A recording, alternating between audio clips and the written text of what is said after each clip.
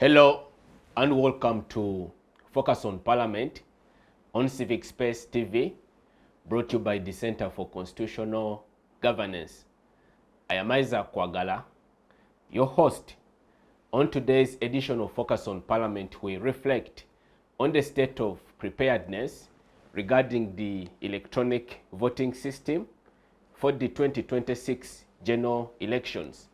I am now joined by a panel of distinguished experts in the spheres of politics and election monitoring to help us give perspective to this conversation. Let me introduce them, beginning from my immediate left is Mr. Brian Atuheire Batenda, a member of the PFF, the new political party, People's Front for Freedom. It's a pleasure to have you, sir. Say hello to the viewers. Pleasure to have you. Good morning, everybody. But I'm not an expert in election monitoring and everything. Maybe I'm a political activist. I would want to say that. An expert in the sphere of politics. Maybe, I don't know. I haven't gone to school to study politics. Many thanks for joining us, Brian. Next to Brian is Honorable Paul Mwiru, a former legislator in the National Assembly and a member of the opposition political party, the National Unity Platform. Honorable, it's always a pleasure to have you. Say hello to the viewers. Thank you. Good morning, viewers. I'm delighted to be here to make a contribution to my country. I thank you. Many thanks indeed, Honorable. And of course, last but not least is Mr. Felix Kafuuma, the head of programs at ACFIM. This is a civil society organization that focuses on electoral integrity and democracy in the country. It's a pleasure to have you, sir. Say hello to the viewers. Thank you so much. Good morning, viewers. It's a pleasure to be here and be part of this conversation. Many thanks for joining us. Let us give some context to the conversation by highlighting that the government, through the Minister of Justice, the Honorable Mao, is seeking an amendment to the electoral laws to provide for mandatory biometric voting. Now, this is quite unusual, especially that the president and also a contender in the forthcoming 2026 general elections has projected himself as a vigorous advocate of this new legal measure. We discuss what this portends for the political landscape of the country. Let me start with you, Honorable Mwiru. You are an aspirant in the forthcoming 2026 general elections, but you have also previously participated in a number of national polls at the level of the parliamentary electoral contests. Do you feel that this is the magic break that could address the issues of voter fraud in our processes? Well, thank you, Isaac. Well, to me, first, this is not the first time. I think around 2008-9, by then, the Forum for Democratic Change had looked out, made an alarm to the international community that there has always been falsification of results. Because when you talk about a such for an effective electoral system, you must have a register. And we kept on raising issues on the credibility of the register to the extent that in other jurisdictions like Kenya, they appoint an audit firm which does an audit and certifies the register and say this register has been certified and each party has no complaint. Because if you talk about an election, there must be a register. That is prior to the elections? Yes, prior to the elections. Okay. But then when it came to other jurisdictions like in India, they do biometric registration, they do biometric voting, and they do also biometric tallying. Meaning that the results, you may not even need to have agents, because people register using their biometrics, they vote using the biometric, and the tallying is automatically done.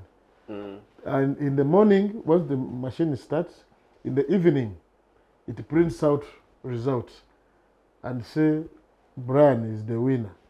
At 5 it just closes.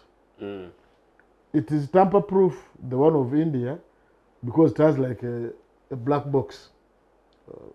A black box is that all the information which is on the system, their system, it has a central storing device that in case of anything you refer. Now, whereas we may not have had a problem about the biometric, but now the question is, we need to agree on what type of technology. Because we have been having falsification of results, and President Museveni has been the beneficiary with these people. Now, we don't know the technology being used, because we have to agree on the technology, because we don't know whether that same machine is talking about cannot be controlled from any other source, that after voting they can keep on relaying different results. Because for him, the mischief he's saying he's trying to cure is that the opposition has been cheating him at polling stations. And for us, we are saying, fine, for the machine, for that technology to be accepted, it needs even to be fraud-proof, and we may need to do, he has to do it together with all the players. There must be proof of concept of what he's talking about, and we have to agree on the features on the technology, which actually is trying to raise, because it's also possible that they can use the machine to cheat us. You understand? That's why we are saying that, okay, because I've seen they have moved some steps. I think that they have provided, I had the chairman and the Minister of, the chairman of the Commission and the Minister of Justice saying the resources have been earmarked, they're looking for 25 billion. You know, in the ninth Parliament, when they brought Malba, which was working on the national ID, there are some people who came and said, look, we don't need to split these activities. We can bring in one technology, which is a one-stop center, which would work on national IDs, which would work on driving license, which would work on very many things, and would have one identification number, which would be used on everything, on taxes, and would be having control. But because people wanted money, they didn't take heed of that advice, and even knocked off the technology which was best suited. So we want to see at this point that this process doesn't only end at voting, because when the way I had the Honorable Mao talk, when they were creating a punishment for an officer who declared different results on the data form than the people who have voted. What I want to tell him and the other people, the stakeholders, that the Indian type system, once you vote, it also tallies by biometric. Meaning that even the requirement for agents is just ceremonial, that people are there. And in the evening, you see they have screens at polling stations. The results as they have been returned would be seen and it would relay in their national tally center. You understand? So we don't want to go partial, because like the other time there are those machines. I'll give an example. I lost actually, they cheated me in that election, and I lost it by just one polling station. Was it on account of the biometric system? Yeah, now because I was winning an election by 493 votes. What the fraudster, the opponent, did was to attack one position using the army and the military. When he attacked, he said that all people voted, and they voted for him. And the other kind didn't get any vote. When we applied to the Electoral Commission to get a printout of those results, they said that the machine they got did not have the function of printing out, showing people who voted. Because at least I brought the other form for the president and the women to show that people who voted for president and women, they were in 300. So there is no way it would have been that for the member of parliament, that actually all voters voted and they voted for the other candidate at that polling station. So this system, if it had a link on transmission of results, and the futures were agreed on by the players, and they did a proof of concept to which all the players would be acceptable, and they would know, maybe would even have an interface. Because when you look at the current law, we made an amendment in the 10th Parliament and created a provision that as they are relaying results from districts transmitting, they're supposed to copy political parties. But that did not happen, but that's the current position of the law. That if that technology would be updated to take care of all those concerns, that there would be biometric registration, there's biometric voting, and then biometric relaying of results, that the players, like the political parties and the normal NGOs, which normally oversee elections, supervise the elections, but the public as an interface to the system. You understand? Like now, before when we had mobile money, the tele companies would collect the money and would just declare to Bank of Uganda what they have made. They would use commercial banks. In the 10th Parliament, we made a law where now Bank of Uganda would be sent to the system. Bank of Uganda and the tele companies have an interface. Everybody sees what is taking place. That they cannot, it will be like the way you see the IFRI system. That once you do a transaction on the IFRI system, it is captured there on your ledger. That anybody will just go on the system, log in his TIN number, and go to his ledger and see all the transactions. So the question is how transparent the system can be now, because President Museveni wants to use these machines in urban centers. Then he says, okay, there's no voting in urban centers, because I had them say that when the machine doesn't work, there should be no voting. You remember when they brought ballot papers in Wakiso last time, and the Kampala, they were reaching almost at 2 a.m. p.m. They came in the afternoon. In the afternoon. But you see, the electoral commission officers are here. They're closed. You understand? And by the time they stop voting from those areas, they would be going to the substantial effect. Because now you would be now in an election petition, and they would be arguing that, even if the voting took place at the correct time, when you look at the results which they have got from different areas, you understand? There would be no substantial change. Substantial change on the result. Election. So the question of how transparent they have to be, can they allow an interface? Can we agree on the future? Can we agree what the machine is going to do? Because you realize that you just need to add on a little money, or just even create another function. Because the way I know IT works, the person who may have done to reach out to those features. But you can have another feature where tallying is also automatic. Thank you, Honorable, for sharing your perspectives. Brian, let me come to you. People's Front for Freedom, you seem to have some sort of focused position regarding this new proposed legal measure, because Honorable seems to suggest that whereas the proposed measure is welcome, but there are strong reservations regarding the application of the technology. What is your viewpoint? One, I don't want to speak, I'm not the spokesperson of People's Front for Freedom. However, I am going to be a candidate for People's Front for Freedom in Kinkiizi West, and I'm a member. So I don't speak as a member. Okay. Such as what I say is not a party position. I won't say my position. One, I would try to listen to Museveni very, very carefully, listen to Mo very, very carefully, and I had a chance to listen to the spokesperson of the Electoral Commission. The machines they are talking about are identification machines. That if I come to the polling station, even if you see my face and it's on the register, but the machine cannot identify me, I can't vote. I must wait for the machine to identify me. That it's as crude as that. That even if Atuheire Brian, his name is there, you're seeing his photograph, he must put the machine must work. And then the EC spokesperson in an event organized by EHON, which was organized by CCG and group where I attended, he said that they will have two machines, that they will be charged. They will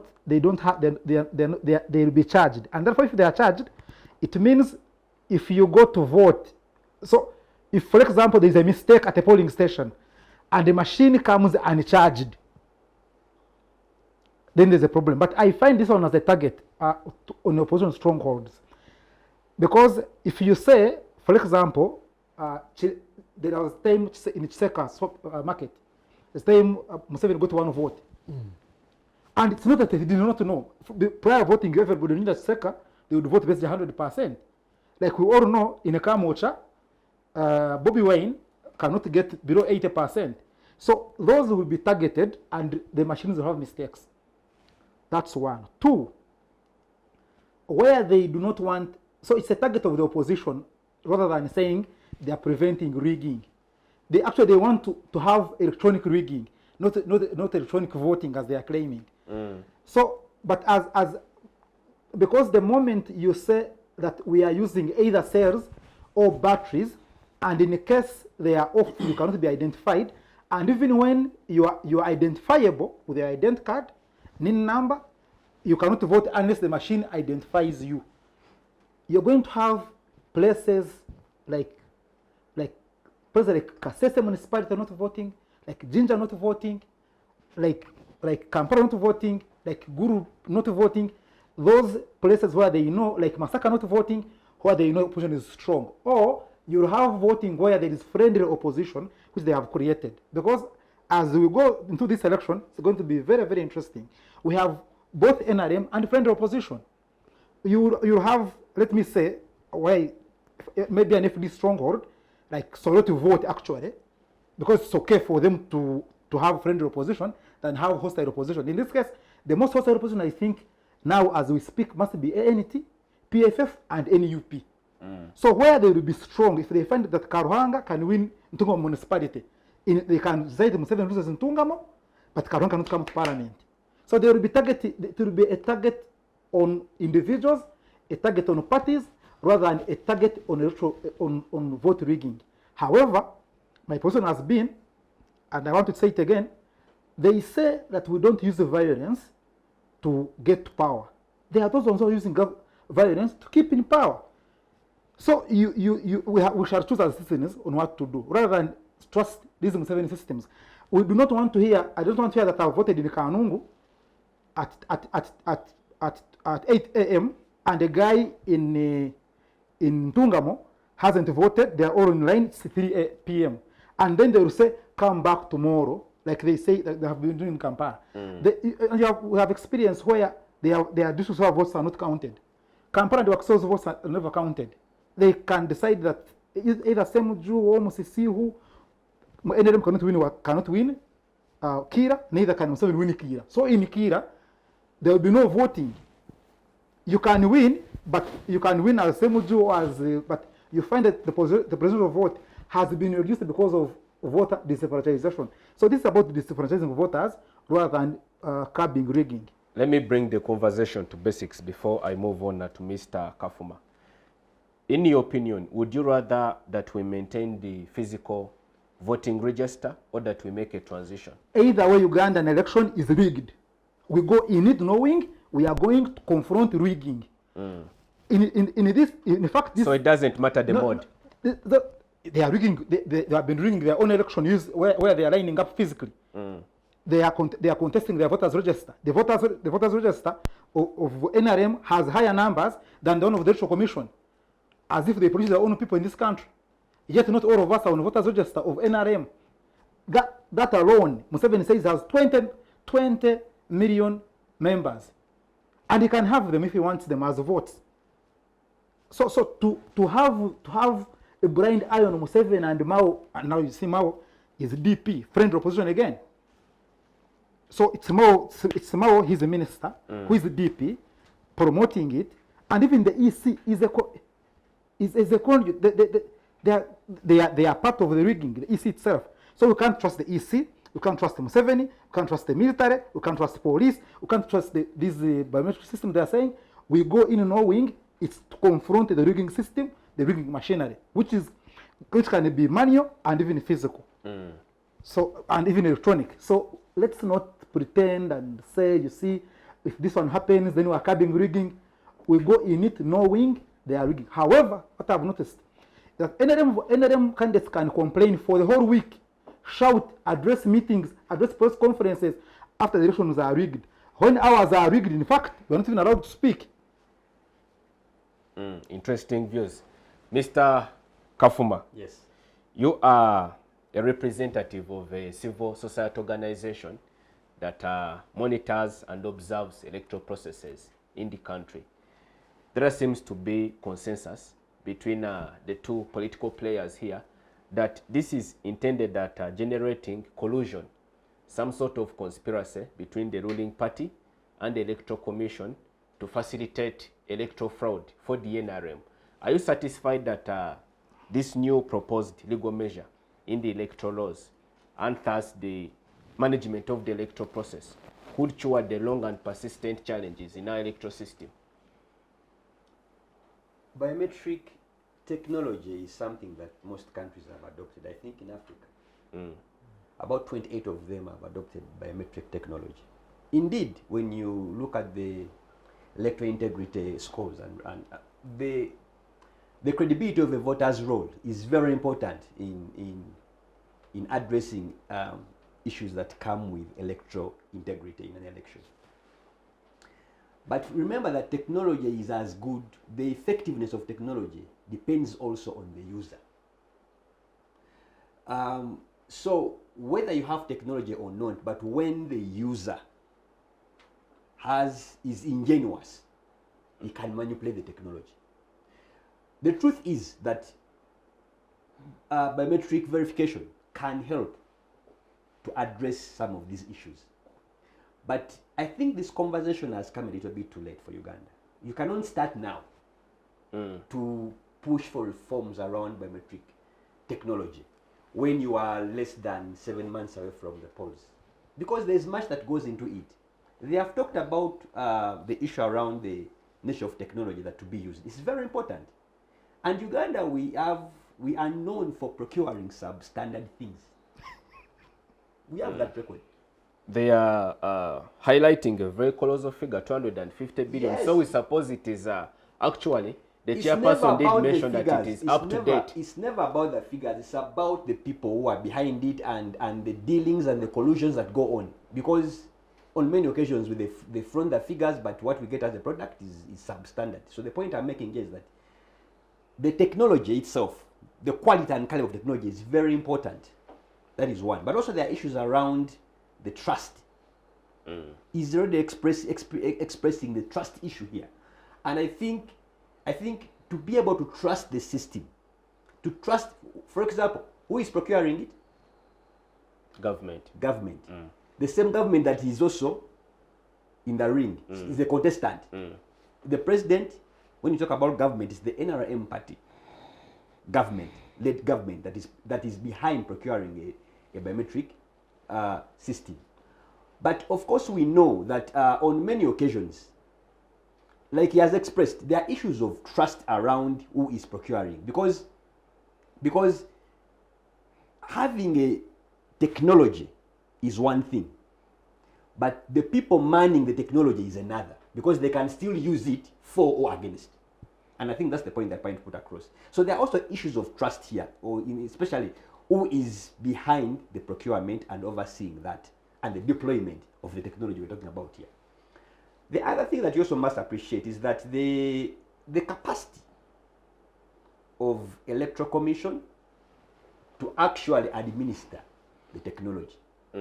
Because we've seen cases where we've tried, where machines have failed, where trainings are done haphazardly, they are done late, they are trying to beat deadlines. And I think it's almost the same case here, because if you are talking about introducing technology, the biometric technology, 5 months away, when are you going to train? When are you going to pretest? Those machines were pretesting, a long time of pretesting. As you pretest, issues come up, you solve.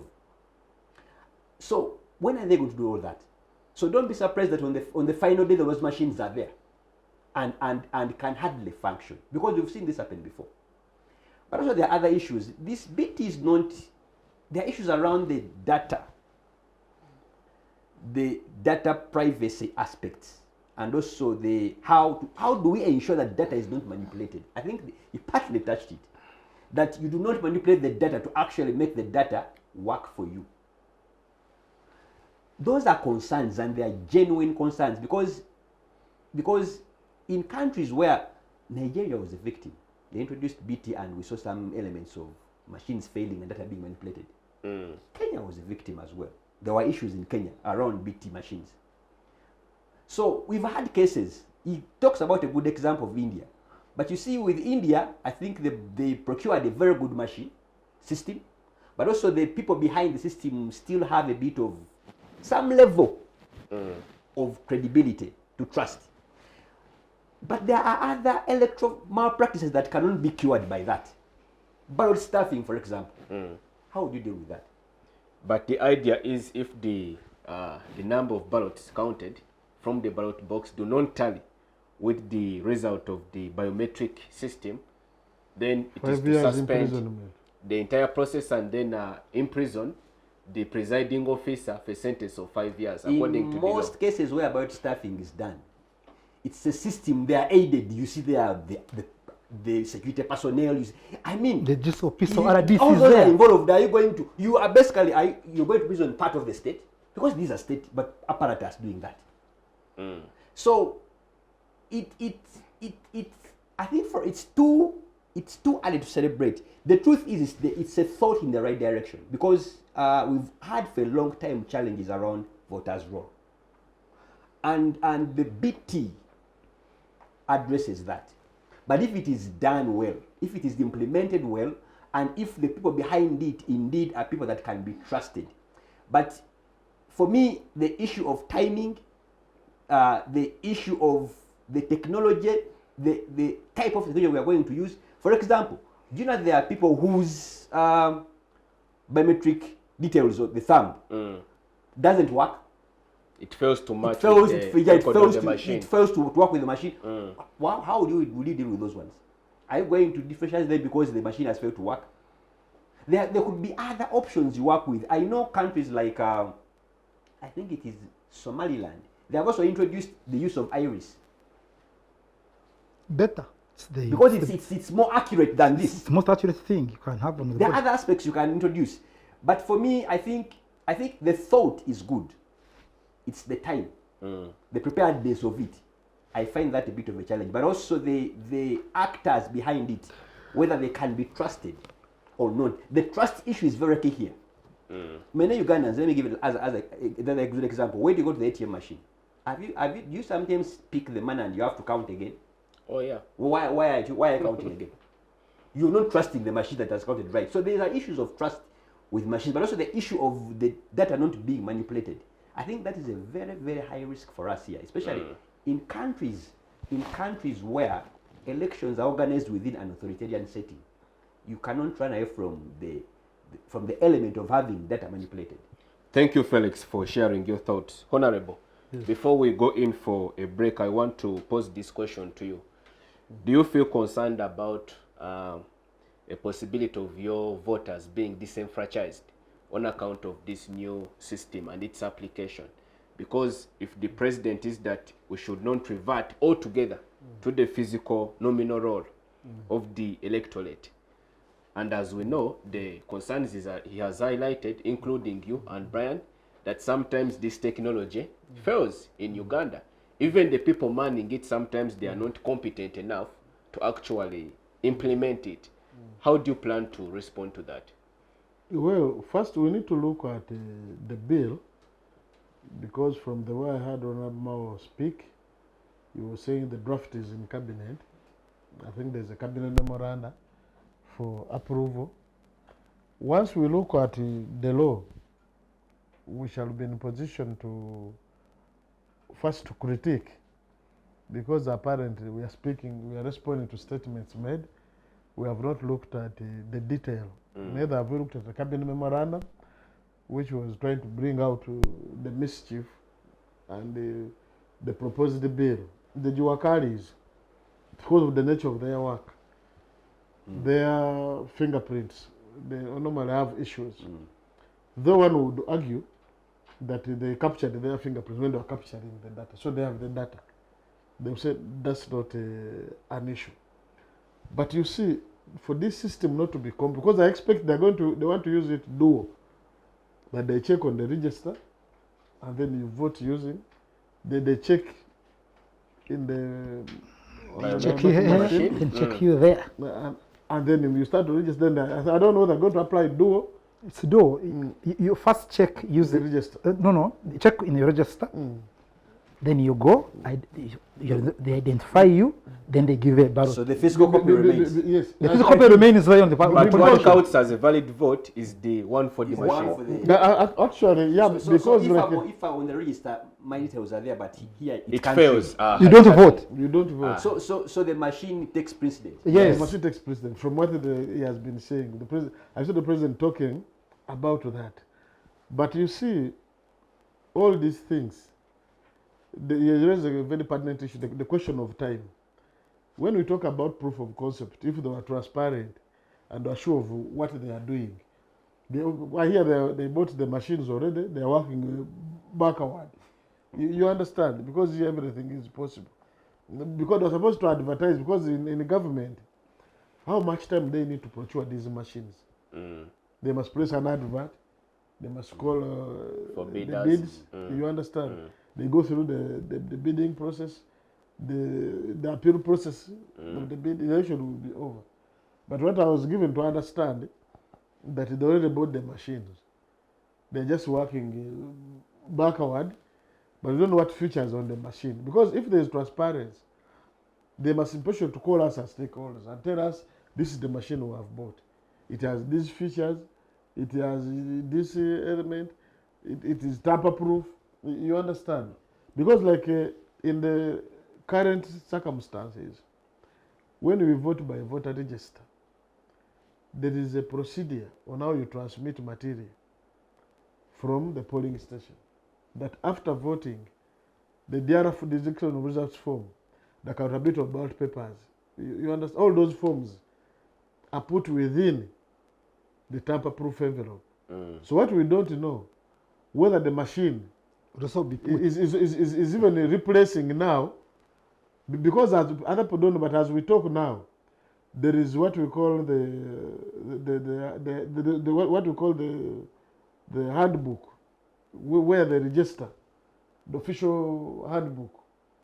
It's like a handbook where you give a summary of what has transpired at the polling station.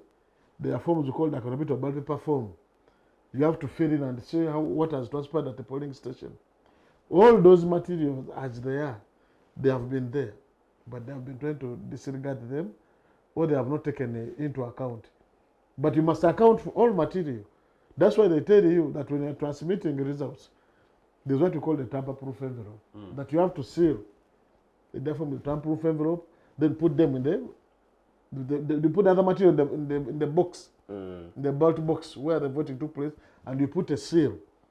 That's why they what we call the transportation seals, and the seal they put on during voting, And then the return. and then the one returning. There are three. And that's why when we deal with the electoral commission, for us who have followed, they normally what we call the packing list. A packing list when they are dispatching electoral material, every material you see, they normally give us a file.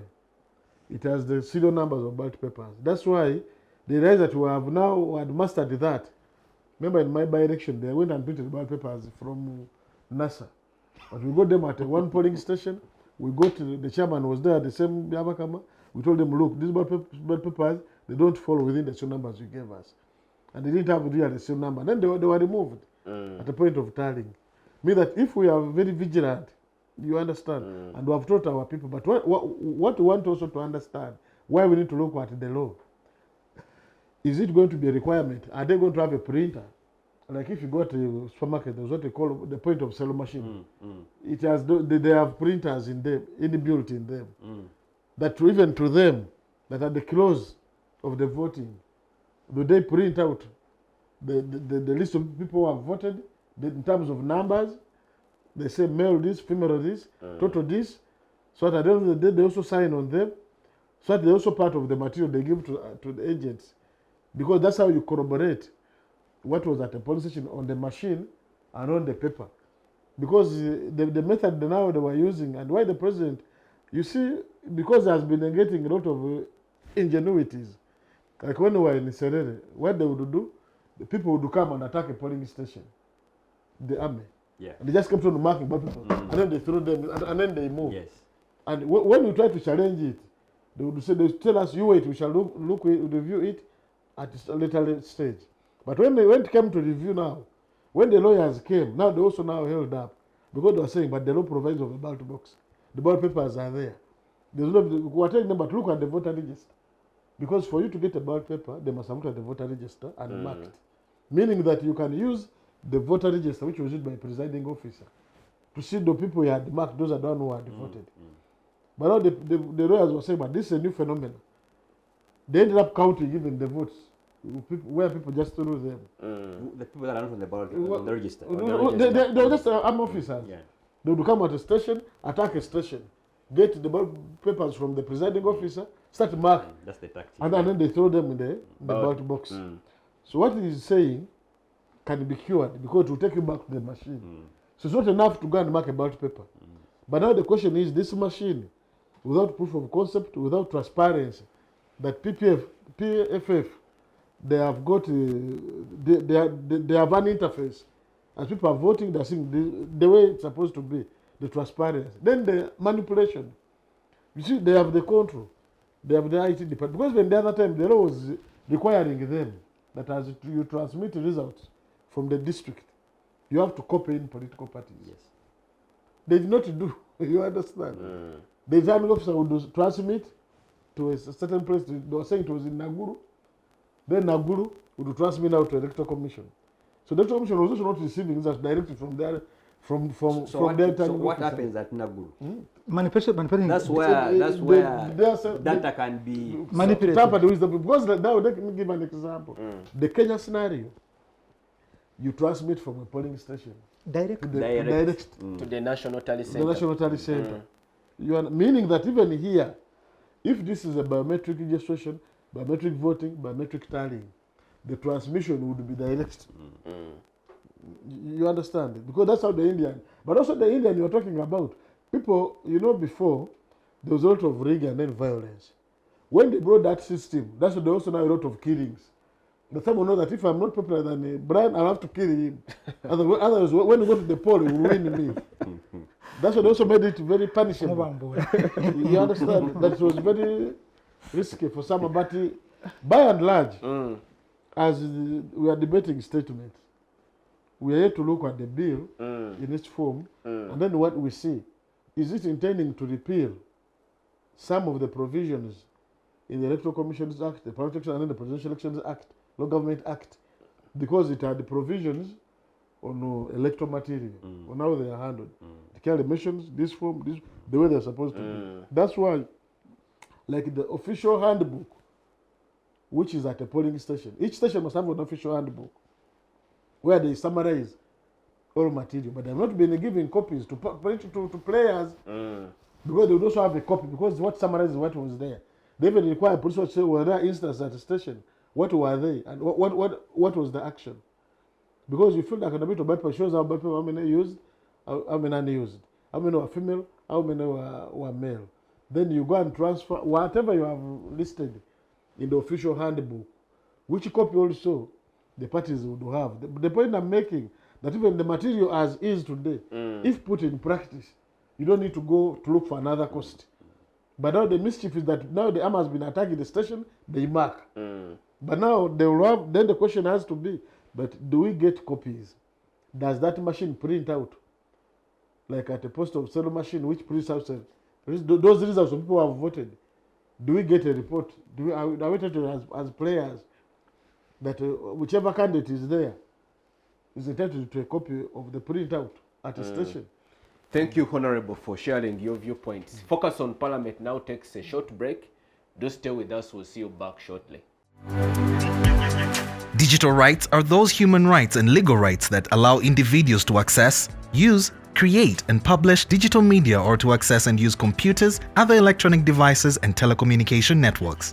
Digital rights include a right to freedom of expression, information and communication through technology, a right to privacy and data protection, a right to credit for personal works, a right to universal and equal digital access, a right to identity, a right to anonymity, a right to be forgotten, and a right for protection of minors, among others.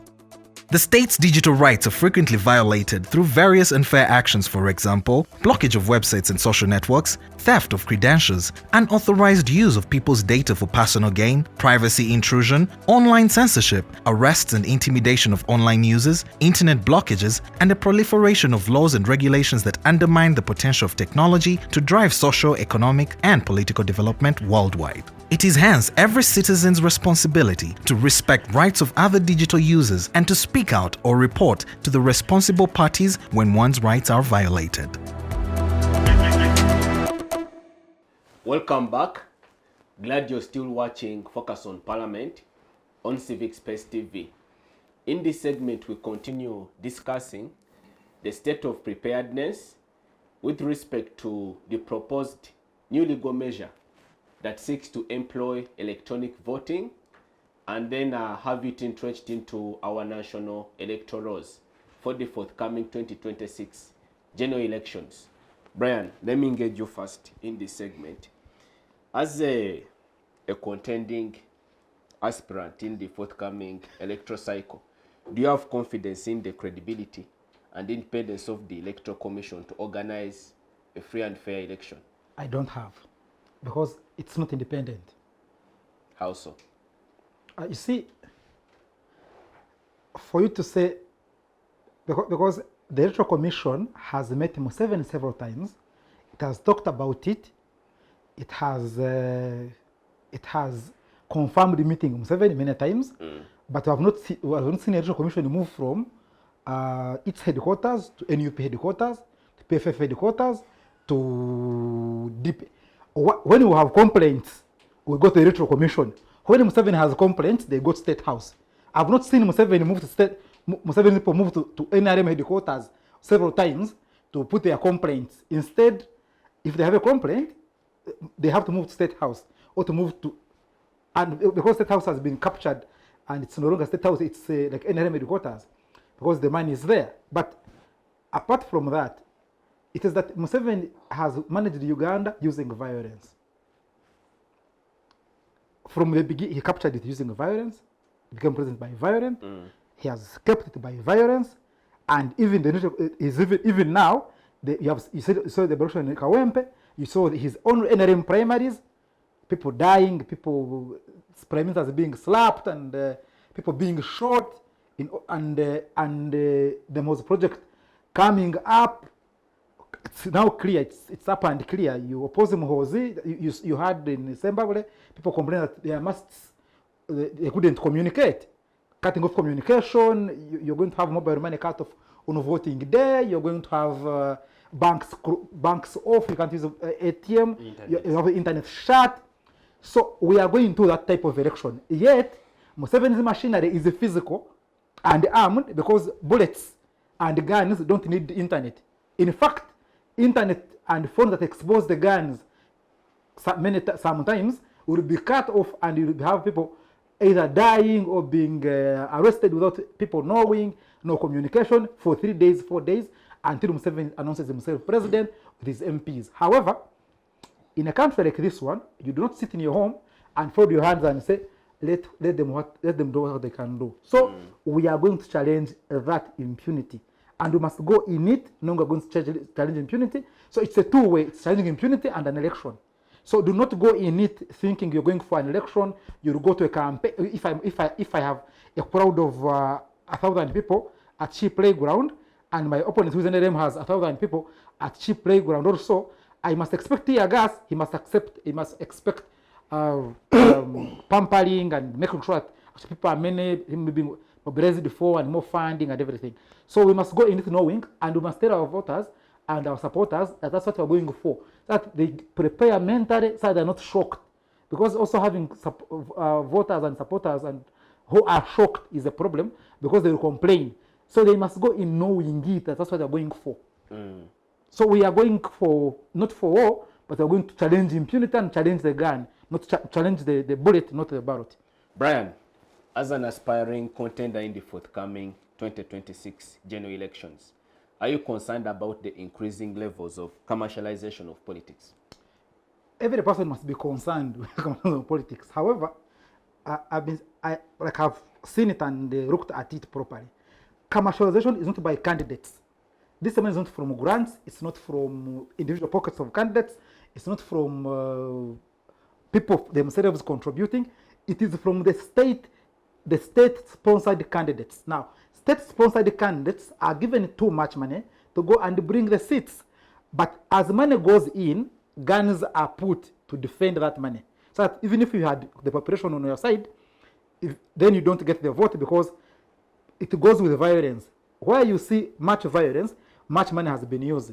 It's always very hard to see violence anywhere where money hasn't been used. But that money comes from the state itself. So it's state-sponsored candidates with state-sponsored violence using guns. So like I said, we're going to be going to face the bullets and not the ballots. But the bullets are guarding the money. All of them are ours. Bullets from taxpayers' money, but also money from our taxes being used to subdue the population. That's what we are going for. That's what we're going to challenge.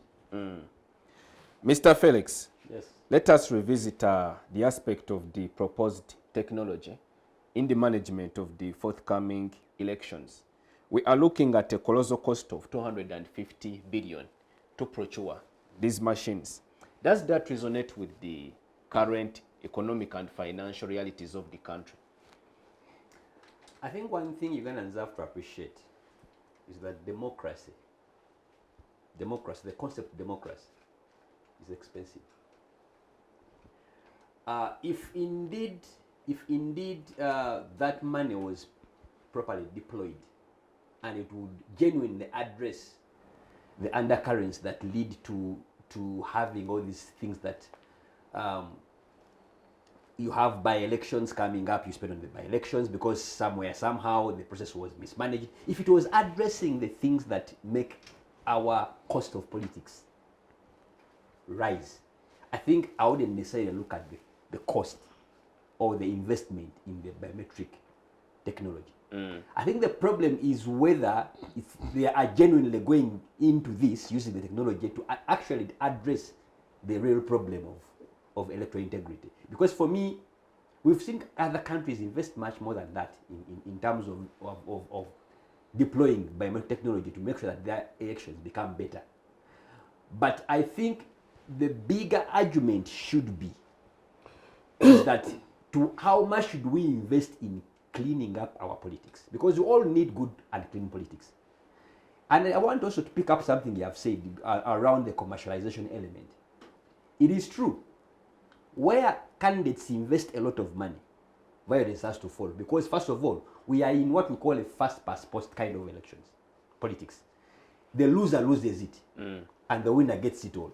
So when I invest so much money in an election, I must do whatever it takes to win that election. And it's true also that we need to also start to question the source. It talks about the source partly. But the source of this too much money that is pumped into our elections is also of a great concern to us. But also the behavior. For example, if a candidate A is spending $1 billion, when he goes to parliament, how do you expect him or her to behave, having invested $3 billion to get into parliament? And if I'm a voter, how am I going to hold that candidate politically accountable? Who is the boss in that instance? Because if you come to me and then you bribe me, you buy my vote, and I go to parliament, how are you really going to make sure that I become accountable to you in the real sense of accountability? So I think the conversation about money in politics and what we've seen in the parliaments of NRM, we need to get concerned and worried. Because usually, the first couple of years when those people get into parliament, they have to first make sure that they make strategies to recoup their investment. Politics it's an investment, it's a business. And that's how they look at it. So recouping their investment back would mean that they will do whatever it takes, including attaching a premium on bills to recoup their money. And that's a concern. But also, the money that is deprived into going to public services is now channeled. Because I agree with partly with what he's saying, that when you look at people who spend a lot of money, there's a bit of state-sponsored commercialization. These are candidates who are either they are incumbents, they are close to, they have access to public resources and they can deploy them and they get away with it. There is also a question of incumbency, including the abuse of state resources, because someone is not just using financial resources, but he's also deploying the PISO, the RDC, the DSOs, all those are working for him. Those are resources. Does that cut across the board for all the electoral positions or just for the presidency, the element of the incumbents? It's for all. It's for all. Including C1. Including, when you are an incumbent, you have these resources attached to you in that, especially if you are serving. So all these resources, you deploy them, and it's against the law, but you deploy them to give you an edge over your opponent. And that becomes a problem. So I think as a country, what we've seen, what people have called a dress rehearsal in the primaries of NRM, I think we should all be very, very concerned. And this is also starting to get out of hand, because if at primaries you are spending 3 billion at primaries, what will happen in the general elections where you have to compete with the other parties, especially, for example, in strongholds where other parties also really are competing? How much would you spend? And what is the source of that money? Because that's another question people don't usually ask themselves. Where are you getting 6 billion, 3 billion, 4 billion, 1 billion to inject in that election and make sure that you win it? Who are your financiers and what do they expect in return? The quid pro quo arrangements. And then that's why you see afterwards, then deals begin. And then procurements start to show that, okay, a particular company A is being favored, and because that company is part of the financiers of your campaign. So, and then you start to see some of what we call white elephant projects. Again, the taxpayer is losing out in terms of resources. So I think it is important. And there are many things that technology cannot address. So the technology just in part addresses specific elements. When you talk about electoral integrity, there are many aspects you have to look at that are beyond just the voter's role. They all right now, I think the problem of having what we call securitized elections. You even ask yourself, you talked about whether the EMB, Electoral Commission, is independent. But sometimes you see the things that happen and you ask yourself, who is in charge? Is the EC in charge? Or there are other invisible state forces that are actually in charge of that election? What we saw in Kawempe, for example, the EC wasn't in charge. And there are no sanctions and people are not brought to book. So you have an election whereby you have the EC, that's the face, but there are other forces that are running the show. So you cannot talk about elections being free and fair when the party that is supposed to ensure that the elections are free and fair is not in control of the process. Thank you, Felix. Honorable, as we conclude, let us address now the other crucial aspect of opposition unity. As you try to forge a unified front to confront the ruling NRM government, the PFF and the Alliance for National Transformation, Where he was a member, have concluded some sort of partnership. It's a loose political partnership. There was talk and confirmation from the principals of the two parties that they are trying to persuade you to join them so that you can go as one collective unit and then confront Mr. Museveni in the forthcoming 2026 general elections. How is this playing out for you as the opposition? Will it give you an advantage? Well, that is the ideal, and to me it is welcome. I think it is high time as the players to know that when we don't principally as players unite and create one front to confront our opponent, the voters unite when they go to the polls. But I'm not privy to the detail, But what I can say that there were efforts between the ANT and PFF, correct, to engage on the subject, and the principals in their heart of hearts, they know at what stage did the talk stall. But it is a welcome idea. It is the wish of our people that all efforts are together to actually confront the perceived enemy opponent. And I think at an opportune time, the people who have been involved in those engagements will come up with a statement. This is the brief I've got, that there were efforts. Like at their stage, we have talked. And I wish all the best in the talks to ensure that they yield the results. Yes. Including your party? Is your party a constituent element to those talks? Of course, I have been talking in respect of that, at least what I know, the little I know, that there have been efforts to engage on the subject. And the principals, I think they will at one time come up to pronounce themselves on the subject to see how far. It would be not fair for me to comment on the process where I have not been a player.